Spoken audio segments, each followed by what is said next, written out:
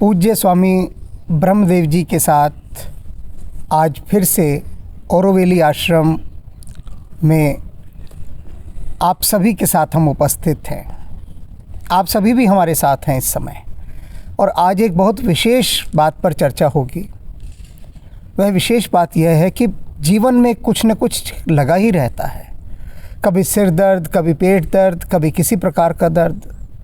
तो हम क्या करते हैं, जब भी हमारी तबीयत ख़राब होती है, कुछ बेचैनी होती है, तो सभी इंस्टेंट दवाई लेते हैं, जिसे फ़र्स्ट एड कहते हैं। कोई भी हम ऐसी एक गोली ले लेते हैं, दवा ले लेते हैं, औषधि, जिससे तत्काल आराम आ जाए, क्योंकि शरीर वरना चैन से बैठने नहीं देता। अब आप ही सोचिए, आपको सिर दर्द है तो आप क्या करेंगे सबसे पहले, क्योंकि सिरदर्दी तो संसार की सबसे बड़ी मुसीबत है। कहते हैं ना, ये कैसी सिरदर्दी है। तो अब सिरदर्द की हम तत्काल दवाई लेते हैं, जिससे कि सिर का दर्द चला जाए। और सिरदर्दी की दवाई, सिरदर्दी क्या है, यानी मन की तकलीफ़ें। अब मन जब बहुत बेचैन हो, परेशान हो, व्याकुल हो, कोई रास्ता ना दिखाई दे रहा हो, तब आप कौन सी गोली लेंगे? आप कहेंगे ना कि इस तरह की तो कोई गोली नहीं है, कोई दवाई नहीं है, कोई औषधि नहीं है। हम यही कहेंगे ना, कोई ऐसा काढ़ा नहीं है जिसे पीकर हमारा मन शांत हो जाए। लेकिन आज मैं आपको वही औषधि बताने जा रहा हूँ, और इस औषधि को आप हमेशा अपने साथ रख सकते हैं। जब भी कहीं भी आपका मन बेचैन हो, व्याकुल हो, कष्ट पाए, जैसे सिर दर्द होता है, पेट दर्द होता है, ऐसे मन को भी दर्द होता है। और मन के दर्द जुड़े हैं घृणा से, ईर्ष्या से, क्रोध से, दुख से और अहंकार के आहत होने से। तो उन सभी दुखों के लिए जो तत्काल विश्राम देने वाली, आराम देने वाली दवा है, वह है यह योग पथ। योग पथ, पथ कहते हैं रास्ते को। और ये जो योग पथ है ना, यह पुस्तक स्वामी जी के श्री मुख से उच्चरित हुई वाणी है। अनेक लोगों की जो तकलीफ़ें थी, जैसे मैंने कहा ना, सिर दर्द, पेट दर्द इत्यादि दर्द, ऐसे मन के बहुत सारे दर्द, घृणा, ईर्ष्या, द्वेष, क्लेश, उन सब दर्दों को भक्तों ने स्वामी जी के सामने रखा कि हमें इसकी दवाई बताइए। और यह दवाई इसके अंदर है। इसे आप कहीं भी, किसी समय, कैसे भी इसका अध्ययन कर सकते हैं। और ये योग का पथ है। और योग का पथ क्या है, इस पर अभी स्वामी जी कुछ कहेंगे। लेकिन मैं आपको जो बात बता रहा हूँ कि इस औषधि को आप अपने पास रखिए, अपने परिवार में, मित्रों में इत्यादि सब में वितरित कीजिए। घर में कितने अवसर होते हैं, जन्मदिन है, विवाह का समारोह है इत्यादि, उन सभी अवसरों पर रिटर्न गिफ्ट में ये दवाई दीजिए सबको। हम लोग कितना खर्चा करते हैं। और यदि किसी को लगे कि उसके पास इतने पैसे नहीं हैं कि वह यह दवाई दे सकता है, तो आप हमें बताइए, हमें लिखिए, हम फ्री में आपको ये पुस्तक भेजेंगे अपनी तरफ से। ईशान ध्यान मंदिर की तरफ से आपको मुफ्त में ये किताब भेजी जाएगी, क्योंकि ये किताब नहीं है, ये औषधि है। और जो औषधि नहीं ले सकते, उनको हम निःशुल्क देंगे। तो आज इस औषधि पर चर्चा होगी, और इस औषधि के लाभ इत्यादि गुणों पर प्रकाश डाला जाएगा, जिससे आप समय रहते इस औषधि को ले सकें। पूज्य स्वामी जी, सबसे पहले तो जो पुस्तक का शीर्षक है योग पथ, और इसका जो सुंदर सा ये कवर है, इन दोनों पर आप प्रकाश डालिए। तो पहले तो योग पथ बताइए, योग का पथ है क्या? योग पथ का मेन तो यही है कि आपने जो है अपने आप से जुड़ना है, अपनी अंतरात्मा से, अपने अंदर जो आपका हाईएस्ट पोटेंशियल है, हाईएस्ट जो हमारा असली स्वरूप है, उसके साथ जुड़ना है। भगवान अंदर बैठे हैं, उनके साथ जुड़ना है। और पथ जो होते हैं, पथ, एक तो पथ होता है कि वैसे तो पथ का मतलब ही है कि पथ डिस्टेंस क्रिएट कर देता है जी। जैसे हम कहते हैं इस पथ पे चल रहे हैं, तो हमने खुद ही एक डिस्टेंस क्रिएट कर लिया। जी जी। लेकिन क्या होता है कि आदमी की एक अच्छी स्वभाव है कि हम कम से कम तलाश में तो रहते हैं कुछ ना कुछ, कहीं ना कहीं जाना तो चाहते हैं। जी बिल्कुल। और जब तलाश होती है तो तलाश में भी इतनी ज़्यादा हमारे पास इंफॉर्मेशन है, कोई कहता है उधर से चले जाओ, कहता है उधर से चले जाओ, कोई उधर से चले जाओ, तो घूमते फिरते घुमाई चक्कर घूमते रहते हैं, इधर उधर करते सारी ज़िंदगी गुजर जाती है। जी। कई बार कोई ऐसा कोई संयोग बनता है, वो कहते हैं आप इतना घूम फिर क्यों रहे हो, सीधे चले जाओ ना। हाँ। सीधे चले तो एक पाथ, वो भी एक सीधा पाथ है, एक घुमा फिरा के आपको ले जाने वाला पाथ है। जब घूम फिर के जाते हैं तो एक अनवांटेड संभावनाओं से गुजरते हैं, जिसकी नहीं जरूरत थी एक्सपीरियंस की, वो भी हो जाता है, अनावश्यक श्रम हो जाता है, अनावश्यक एक्सपीरियंस होते हैं। जी। तो अब आदमी को अगर सीधा पथ मिल जाए तो उसमें क्या होता है कि अनावश्यक जो परिस्थितियां फेस करते हैं उससे बच जाता है आदमी। और योग का पथ जो है, इसकी सबसे पहले सबसे है कि आपके अंदर सच्ची आग है क्या, सच्ची प्यास है क्या, सच्ची अभीप्सा है जी। सचमुच आपको लगता है कि इसके बिना आपकी ज़िंदगी बेकार है। तो कई बार बहुत सी आत्माएं हैं जो सोचती हैं, जो अपने जीवन के अनुभवों से सीखती हैं, उनको लगता है कि नहीं, बहुत देख लिया, बहुत भटक लिया, अननेसेसरी इधर उधर, अब से है कोई ऐसा हो जिससे कि हम जो है कम से कम हमारी दुविधाएं ख़त्म हो जाएं। तो उन लोगों को कोई ना कोई फिर ऐसा कोई महापुरुष या कोई ऐसा कोई रास्ता मिल जाता है जो उनको सीधा रास्ता बताता है, सीधा है। और सीधा रास्ता जो है, सीधा रास्ता ये है कि आपने कहीं जाना ही नहीं है। अच्छा। पर ये एक ऐसी जर्नी है जो आपसे स्टार्ट होती है तो आप पे ख़त्म हो जाती है। जी। तो इसमें वो कहते हैं कि नथिंग टू नो वेयर। जी। तो वो जो उसमें क्या होता है कि आप जब आदमी को होता है ना, धीरे धीरे धीरे धीरे धीरे धीरे जितनी आपके अंदर सच्चाई होती है, जी, सच्ची ट्रू रियल, मतलब कि एक ट्रू सिंसियर एस्पिरेशन होती है, तो उससे क्या है कि आपके अंदर से ही पट खुलने शुरू हो जाते हैं। अच्छा। आपके अंदर से क्लैरिटी आती है। आपकी जो दुअलिटी, जो दुविधा होती है ना, दुविधा, जी जी, दुविधा का जो एक प्रेशर होता है ना, जी, दुविधा में आदमी क्या होता है कि आदमी का सिर फटता है, अंदर से सारा सब कुछ, एक बहुत बड़ी एक सफोकेशन होती है, सफोकेशन। एक ऐसी परिस्थिति आ जाती है कि आदमी डामाडोल हो जाता है, पता नहीं क्या करूँ, ये करूँ। तो उस सफोकेशन के प्रेशर से क्या होता है, कभी कभी अंदर से ही कभी एक कोई पट खुल जाता है। तो धीरे धीरे धीरे धीरे आदमी जो है अपने आप ही, जी, उसका विश्वास अपने ऊपर ही बढ़ना शुरू हो जाता है। उसका विश्वास धीरे धीरे परमात्मा के ऊपर बढ़ना शुरू हो जाता है। तो जैसे ही आपका विश्वास अपने ऊपर दृढ़ हुआ,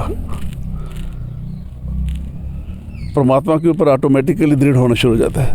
आत्मविश्वास होते, बस जिस दिन आत्मविश्वास हो गया उस दिन फिर आदमी के आत्मविश्वास की शक्ति इतनी होती है कि अगर आपको लगता भी है कि कोई चीज़ मुश्किल है तो वो मुश्किल नहीं लगती। तो फिर धीरे उसी बस फिर आदमी हर परिस्थिति को हंस के फेस करता है। और उसी से ही ऐसे है कि हमने अपने आप की यात्रा करनी है, जी, अपने आप को ही जानना है। और अपने आप को जानने के लिए किसी रास्ते की तो जरूरत ही नहीं है। वो सिर्फ योग है। योग ही एक ऐसा एक भारतीय संस्कृति का, हमारी सभ्यता का एक ऐसी इन्वेंशन है, एक ऐसा एक महाज्ञान है। जी जी। जब आदमी के अंदर एक योग की भावना पैदा शुरू हो जाती है तो उस योग की भावना से धीरे धीरे धीरे धीरे धीरे धीरे आदमी की सारी दुविधाएं खत्म हो जाती हैं। जी। और अंदर से ही ज्ञान निकलता है, उस ज्ञान से फिर आदमी जीवन को जीता है।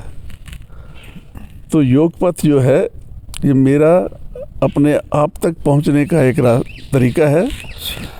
और इससे कोई ये नहीं है कि हमने कहीं कोई घर बार छोड़ के कहीं चले जाना है। जी जी हाँ, लोग अक्सर का ये भी अभिप्राय निकालते हैं।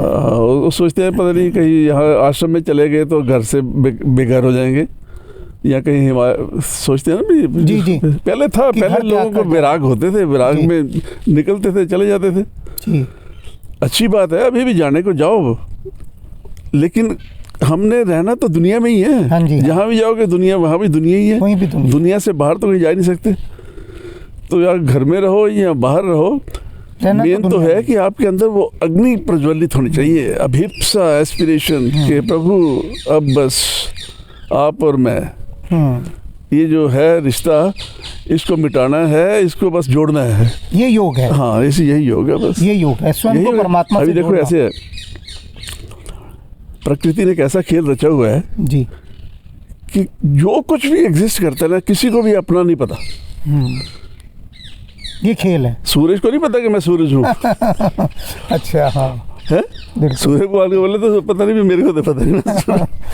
इन पत्थरों को थोड़ा पता कि हम पत्थर हैं। ये इतने जानवर, पशु पक्षी हैं, किसी को भी तू गधा है, उसको गधे को थोड़ा पता मैं गधा।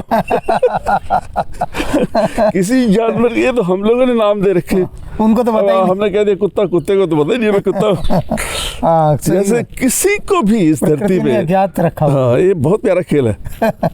किसी को, हमें भी नहीं अपना पता। बड़ी प्यारी बात बताई। हाँ, हमें भी नहीं पता कि किसी को नहीं पता। हम खुद कहते हैं ना, हमें अपनी खबर नहीं। लेकिन ऐसे होता है कि हमने कहते कि ये पत्थर है, हाँ। ये घोड़ा है, ये हाथी है, ये शेर है, हमने उनको दे दिया। वैसे स्वामी जी, आपने अभी जो बात कही, सच में अगर ये आम का पेड़ है, हाँ, आम को नहीं पता कि मैं आम हूँ, ना उसको नहीं पता, सेब के पेड़ को नहीं पता मैं सेब का पेड़ नहीं पता, और वो पेड़ है उसको शायद ये भी नहीं पता। मतलब कैसी स्थिति है। किसी को भी, कोई भी प्रकृति ने जो रचना रची है, जी जी, किसी को भी अपना नहीं पता। ये तो बड़ी राज की बात आपने बताई। और ये है, इसलिए देखो हमें भी नहीं अपना पता। हाँ। लेकिन भगवान ने हमारे अंदर एक ऐसी संभावना पैदा डाली हुई है, कोई एक्स्ट्रा ऑर्डिनरी, कि अगर हम थोड़ा बहुत प्रयत्न करें तो अपना पता लग जाता है। पता लग जाता है। बस जिन्होंने थोड़ी कोशिश की उन्होंने बता दिया, उन्होंने कह दिया कि अरे मैं ही हूँ और तो कोई है ही नहीं। अहम ब्रह्मास्मि तत्त्वमसि, जो कुछ जो तुम हो वही मैं हूँ। ये जान लिया, ये जान लिया। तो उसके लिए कोई बाहर जाना, कहीं नहीं जाना, सिर्फ अपने अंदर ही अपने को थोड़ा प्रेस करना है, अपने अंदर ही अपने आप को थोड़ा गहराई में डूबना है, अपनी गहराई में डूबना है, बस। वो और अपने सत्य के द्वार खोलना, वो अपने आप खुल जाएंगे। अपनी गहराई में डूबेगे तो अंदर से पता नहीं क्या क्या निकलेगा बाहर, क्या क्या खुलेगा। तो वही योग पथ है, यही वास्तव में योग का पथ है। ये अंतर योग हो गया ना बहुत बड़ा। ये बाहर के जो आसन लोग करते हैं वो बाहर का योग है, आसन इत्यादि। वो ऐसे है, वो तो ऐसे है कि सबका अपना अपना एक है। आसन करो, प्राणायाम करो, आप लोग उसी को मान लेते हैं ध्यान करो। तो अभी आपने जो बात बताई, इस योग से लोग परिचित नहीं है, बस वो बाहर का जो आउटर योग है, बाहरी योग, उसको जानते हैं। असली योग तो ये है। वो ऐसे है, बहुत पापड़ बेलने पड़ते हैं इस योग के लिए ना। हाँ, तो ये सब इन्हीं में से, सब में से गुजर के फिर आदमी को धीरे धीरे लगता है, तो अपने आप ही फिर गहराई में आ जाता है। जी जी जी। तो ऐसे नहीं, सब कुछ करते रहो, अपने आप ही लाइफ आपको अनुभव देगी और एक दिन अपने आप ही एक अंदर की यात्रा शुरू हो जाएगी। अब ये जो प्रकृति है, अभी आपने जैसे बताया, प्रकृति में कहीं कोई लड़ाई नहीं है, लेकिन मनुष्य के साथ ही क्यों लड़ाई खड़ी हो जाती है? केवल यही लड़ता है और कोई प्रकृति में हमने लड़ते नहीं। कोई पेड़ नहीं लड़ रहा, कोई कुछ नहीं, और पशु भी लड़ रहे हैं तो क्षण भर की उनकी लड़ाई होती है। ऐसा होता है कि आदमी की परिभाषा ये बना दी है जी कि आदमी इज ए फाइटिंग एनिमल। अच्छा। पहले होता था ये सोशल एनिमल है, वो भी ठीक है। फिर उन्होंने बोला ये कंफ्यूज्ड एनिमल है। हाँ, कंफ्यूज्ड एनिमल। हाँ, फिर उसके बाद अब शेरविंद के कहीं पे है लड़ाकू, आदमी की एक फाइटिंग एनिमल है, ये फाइटर है, बस लड़ता ही रहता है। और एक ऐसे होता है कि अज्ञानता जो है वो फलती फूलती ही है जब हम आपस में लड़ते हैं तो। अच्छा, हाँ, क्योंकि इग्नोरेंस जो है, ज्ञानता है, उसने भी तो अपना कारोबार चलाना है ना। कोई लड़ेगा ही नहीं तो ये अज्ञानता तो खत्म हो जाएगी। हाँ, सही बात। तो ज्ञानता ने भी अपने पैर जमा रखे हैं, तो अपने आप को जीवित रखने के लिए वो लड़ाती रहती है, लड़ते रहते हैं लोग। लेकिन धीरे धीरे जब कभी आंखें खुलती हैं, कॉन्शियसनेस अब एक होती है, चेतना का विकास होता है, तो सब लड़ाई झगड़े सब खत्म हो जाते हैं। ये प्रकृति का खेल है, बहुत प्यारा खेल है, बहुत प्यारा खेल है। हम सोचते हैं लड़ रहे हैं, बोले ऐसा कुछ नहीं है। एक परमात्मा का एक ऐसा खेल है कि इन सब परिस्थितियों को, लड़ाइयों को, झगड़ों को, इसमें से सब में, जैसे वो होता है ना, चर्निंग होती है मदानी में। हाँ हाँ हाँ, तो जब मक्खन निकालते हैं ना, तो मदानी से रगड़ते हैं, रिड़कते हैं, तो ये चलता रहता है। उससे फिर धीरे धीरे अपने आप ही। अभी जैसे मैं देख रहा था, अपनी इस पुस्तक में आपसे किसी ने सवाल किया कि कठिनाइयों का सामना करने के लिए मैं क्या कर सकता हूँ। आप पूछ रहे हैं कि कठिनाइयों से तुम्हारा मतलब क्या है, पहले तो कठिनाई बताओ। दूसरा कहता है जब कोई कष्ट हो, फिर आपने उसका उत्तर दिया तुम्हें कैसे पता चलता है कि वह कष्ट ही है। ये बड़ी गहरी बात है कि तुम्हें कैसे पता कि वो कष्ट ही है। वही तो यही चक्कर है ना जी। हमने क्या है कि हमारे ना तो हमारी चेतना है जी, ना हमारे को कोई ज्ञान है जी, ना हमारे को कोई एक कहते हैं कि ना नॉलेज है, ना ज्ञान है, ना चेतना है, ना अंडरस्टैंडिंग है। थोड़ी अंडरस्टैंडिंग है बस, थोड़ी। बिल्कुल। और कई बार क्या होता है कि हमने एक फिक्स फॉर्मेशन बना रखी है अपने अंदर जी, एक बिल्कुल। और जैसे ही कोई हमारी फॉर्मेशन से आउट कोई चीज़ आती है तो हमें लगता है कि ये तो कष्ट हो गया भाई, ये तो बहुत बड़ा कष्ट हो गया। हाँ। तो है नहीं ना, हमारे दिमाग में नहीं, फॉर्मेशन नहीं है। और भगवान राम का तो देखो राज्याभिषेक होना था। आपको किसी ने लड्डू दिया खाने के लिए, हाँ, तो आपके अंदर हो गया कि तो बड़ी मुश्किल हो गया, तो अब कैसे खाऊंगा इसको। हाँ। क्योंकि आपने दिमाग में बना रखा है कि पता लड्डू के अंदर क्या है। कोई बल्कि एक हमको अच्छी चीज़ भी कभी देता है ना, तो हमारी फॉर्मेशन जो है उसको कष्ट समझ लेती है। हमने एक आदमी का स्वभाव है कि हर वक्त पहले नेगेटिव ही सोचना है। हाँ। पॉजिटिव सोचने का हमारा अभ्यास ही नहीं है, कभी नेचर ही नहीं है, स्वभाव ही नहीं है। तो हमेशा हर चीज़ को अच्छा भी कहे तो पहले नेगेटिव ही सोचेंगे, पता नहीं इसके। तो जब नेगेटिविटी बढ़ जाती है तो आदमी को सब कुछ कष्ट लगता है। मैं देख रहा था ना भी, जब ये राम कथा मैं लिख रहा था तो तब सोचा कि जैसे भगवान राम को वनवास दिया गया, कोई और होता तो वो तो हंगामा खड़ा कर देता। बिल्कुल। कि भाई मेरे को राजा बनाया जा रहा है, तो उन्होंने तो उसको कष्ट ही नहीं माना। कितनी बड़ी घटना थी। परमात्मा ने ना, कोई भी माँ बाप जी कभी सोचता नहीं कि मैं अपने बच्चों को कष्ट दूंगा। जी हाँ, तो सोच भी नहीं सकता। नहीं सोच सकता। तो जब हम उस परम परमेश्वर के सारे जीव हैं तो वो हमें कष्ट दें क्या? वो तो हमेशा चाहते हैं कि कैसे भी है इसकी ग्रोथ हो, ये सीखे। कई बार क्या होता है कि माँ बाप भी कहते हैं बच्चे को थोड़ा भी दौड़ लगाया कर, भागा कर, जा उधर जा, ट्रैकिंग कर, वो कर, ये कर, ताकि तेरे मसल बने। हाँ। तेरे को कुछ दुनिया का पता लगे, कुछ तेरी कैपेसिटीज ग्रो हो। बिल्कुल। तो जितना कुछ होता है सारी हमारी अंदर की क्षमता बढ़ाने के लिए, कैपेसिटीज ग्रो करने के लिए, हमारी कैपेबिलिटी को अवेकन करने के लिए होता है। तो अब ये है कि आदमी की सोच है, जिसने नेगेटिव सोच रहा है उसके लिए तो सब कुछ कष्ट है। और जो आदमी पॉजिटिव होता है जी वो कभी सोचता ही नहीं है कि कोई कष्ट है। वो कहता है एक नया मौका मिला है जी, चलो इसमें भी। परमात्मा हर वक्त आपको चाहता है कि कुछ सीखो और आगे बढ़ो। हाँ। कुछ सीखो और आगे बढ़ो, कुछ सीखो आगे बढ़ो। बिल्कुल। अब सीखने के लिए कोई हमारे पास तो हमें तो अकल नहीं है, कैसे सीखे। वो फिर कोई ना कोई आदमी भेज देगा, परिस्थितियाँ भेज देगा, ऐसा कुछ कर देगा। उनसे सीखो, उससे सीखो फिर।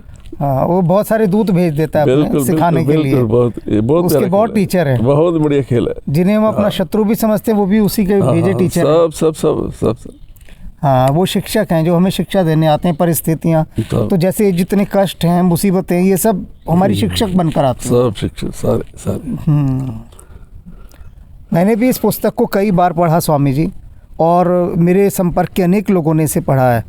तो इसको हम पुस्तक तो कहेंगे ही नहीं, ये तो सच में एक ऐसी औषधि है कि मनुष्य यदि इसका सेवन करे तो वो अवेयर रहेगा।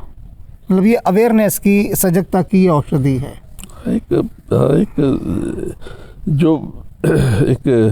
कोई ऐसा कुछ जो आम बातचीत होती है जी, तो उन्हीं को इकट्ठा करके ये बनाया है किसी। और इसके जरा इस चित्र के ऊपर भी बताइए कुछ। ये चित्र भी यही है कि किसका आपने बनाया है?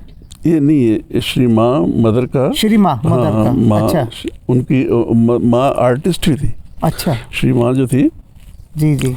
उन्होंने बचपन से जो थी तो बहुत बड़ा मतलब क्या आर्टिस्ट थी माँ।